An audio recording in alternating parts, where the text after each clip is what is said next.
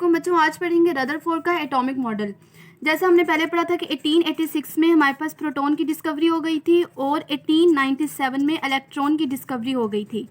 अच्छा, आपको ये बात भी पता होगी कि यहाँ पे होता है न्यूक्लियस, इसके बाहर होते हैं शेल। जो न्यूक्लियस होता है उसमें प्रोटॉन होते हैं और शेल में इलेक्ट्रॉन रिवॉल्व कर रहे होते हैं। लेकिन ये बात हमें पता है कैसे चली?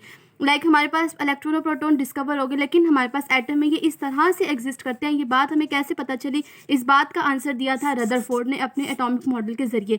अच्छा, ये बात याद रही कि अभी तक इलेक्ट्रॉन और प्रोटॉन ही डिस्कवर हुए थे, न्यूट्रॉन अभी डिस्कवर नहीं हुआ था। तो हमने अभी इन दोनों की अरेंजमेंट को पढ़ना है in atom which is given by Rutherford. उसके लिए इसने एक छोटा सा एक्सपेरिमेंट किया था, बहुत ईजी सा है, देखना कैसे याद हो जाएगा मिनटों में। ये हमारे पास क्या है? Gold foil. उसने एक गोल्ड फॉइल ली थी। गोल्ड फॉइल क्या है? बेसिकली गोल्ड का एक छोटा सा उसने पीस लिया। उसने इसमें से अल्फा पार्टिकल को गुजारा था। अल्फा पार्टिकल क्या होता है? कोई भी ऐसा पार्टिकल जिसके अंदर दो पॉजिटिव, मतलब उसके ना टू पॉजिटिव उसका चार्ज होता है। ठीक है। और पीरियोडिक टेबल में आप आगे पढ़ोगे कि जो हीलियम होता है ना, उसके ऊपर भी टू पॉजिटिव होता है, लिहाजा हम हीलियम को अल्फा पार्टिकल कह सकते हैं। और ये अल्फा पार्टिकल हमारे पास आया कहाँ से था? पोलोनियम और रेडियम। पोलोनियम और रेडियम हमारे पास दो ऐसे एलिमेंट होते हैं जो कि रेडियो एक्टिव एलिमेंट होते हैं। वहाँ से अल्फा पार्टिकल आया और इन अल्फा पार्टिकल को उसने इस गोल्ड फॉइल में से गुजार दिया।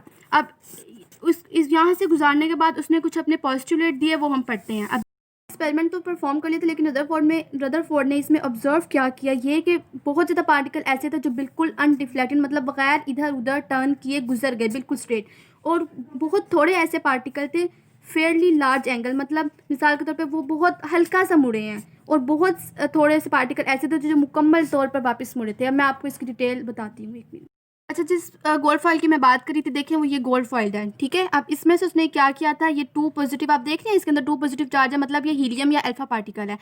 अल्फा पार्टिकल उसने जब गुजारा, अब आप इस पिक्चर में गौर से देखो, अपनी बुक से भी आप लोगों ने गौर से देखना है कि कुछ पार्टिकल बिल्कुल स्ट्रेट गए। देखो ये बिल्कुल सीधे जा रहे हैं, ये देखो कहीं भी नहीं मुड़ रहे। तो इसका क्या मतलब है कि एटम खाली है। अब आप खुद देखो, आप किसी चीज़ में से कोई चीज़ गुजारते हो और वो बिल्कुल स्ट्रेट चली जाए जिस तरह ये जा रही है, तो ऑब्वियस सी बात है कि अंदर से वो खाली है, उसके अंदर कुछ है ही नहीं, तो वो ऐसे ही बिल्कुल सीधा गुजर गया। ये होगी बात।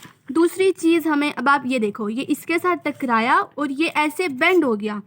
इसका मतलब यहाँ पे कोई ना कोई ऐसी चीज़ है दरमियान में जिसने इन अल्फा पार्टिकल के साथ टच होकर इसको बेचारे को ऐसे करके टक्कर दे दिया। अब आप लोगों को ये बात लाजमी पता होनी चाहिए कि पॉजिटिव और पॉजिटिव, मतलब जो सेम चार्जेस होते हैं वो एक दूसरे को रिपेल करते हैं, और जो डिफरेंट मतलब ऑपोजिट चार्जेस होते हैं वो एक दूसरे को अट्रैक्ट यानी अपनी तरफ खींचते हैं। लिहाजा अब देखो, यहाँ पे ये पॉजिटिव चार्जेस थे, इसके अंदर भी पॉजिटिव चार्जेस था, इसीलिए इसने इसको ऐसे डिफ्लेक्ट कर दिया। ये पता चल गया कि इसके अंदर कोई ना कोई दरमियान में ऐसी चीज़ है जिसके अंदर पॉजिटिव चार्जेस है, जो कि हमें बाद में पता चला कि बेसिकली प्रोटॉन इसके दरमियान में होते हैं, और इस दरमियान वाले हिस्से को हम क्या कहते हैं? न्यूक्लियस। दो चीज़ें पता चल गई। अब हम आते हैं तीसरी चीज़ पे।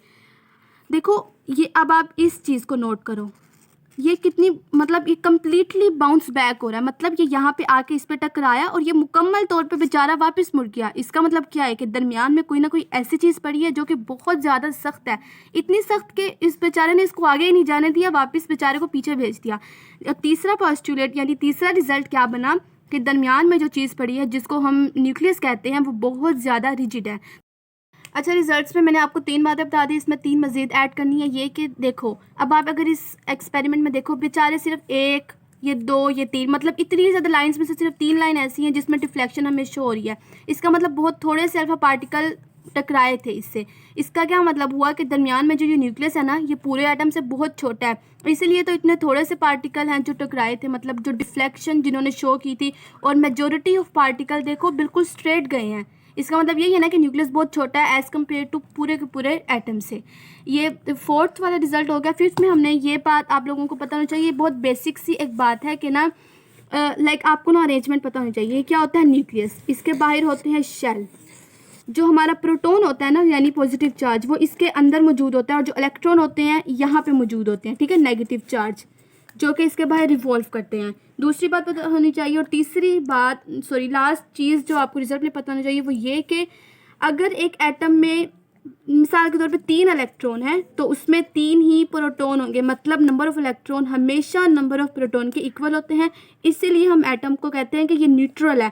न्यूट्रल हम किसी भी ऐसी चीज़ को कहते हैं जिसके ऊपर ओवरऑल चार्ज कोई भी ना हो। ओवरऑल जो चार्ज होता है, ओवरऑल चार्ज ज़ीरो हो, यानी जितने प्रोटॉन है उतने ही इलेक्ट्रॉन है, तो ओवरऑल तो हमारे पास ज़ीरो हुआ ना। ओके, जब इस एक्सपेरिमेंट, इस एटॉमिक मॉडल के हम डिफेक्ट देख लेते हैं, मतलब कौन कौन से नुक्स आए थे इसके एक्सपेरिमेंट में करने के लिए। अच्छा, ये बात याद रखना है कि एग्जाम में इसके डिफेक्ट बहुत ज़्यादा पूछे जाते हैं। रिपीटेडली शॉर्ट क्वेश्चन 2 नंबर का आया होता है कि डिफेक्ट बताएं, तो इसको बहुत अच्छी तरह याद कर लेना है। और एक बात ये कि इसमें कुछ टर्म ऐसी हैं जो कि आप एफएससी के लेवल पे पढ़ोगे, तो लिहाजा बस आपने इसको अच्छी तरह क्रेम कर लेना है, अपने जहन में बिठा लेना है। सबसे पहले ये कि classical theory of radiation, radiation की एक थ्योरी गई थी क्लासिकल थ्योरी, जिसको आप इंशाल्लाह बाद में डिटेल में पढ़ेंगे। उसके अकॉर्डिंग ये कि जब इलेक्ट्रॉन शेल में रिवॉल्व कर रहा होता है ना, ऐसे ऐसे, या तो वो एनर्जी बाहर निकाल रहा होता है या वो एब्जॉर्ब कर रहा होता है। अगर तो वो मुसलसल अपनी एनर्जी इमिट कर रहा है या एब्जॉर्ब कर रहा है, तो उसको तो न्यूक्लियस में गिर जाना चाहिए ना। अब किसी में इतनी हिम्मत तो नहीं होती कि वो अपनी एनर्जी निकाले भी और अपनी जगह पर भी रहे। वो अपनी जगह पर नहीं रह पाएगा, वो अल्टीमेटली न्यूक्लियस में आके गिर जाएगा। और दूसरा डिफेक्ट क्या आया कि अगर तो वो मुसलसल अपनी एनर्जी निकाल रहे हैं तो उन्हें कंटिन्यूस स्पेक्ट्रम देना चाहिए, लेकिन असल में एटम लाइन स्पेक्ट्रम देता है। अब आप लोगों के ज़हनों में क्वेश्चन आ रहा होगा कि ये स्पेक्ट्रम होते क्या है। ये बहुत हाई लेवल का क्वेश्चन है, इंशाल्लाह ये आप एफएससी में पढ़ लोगे।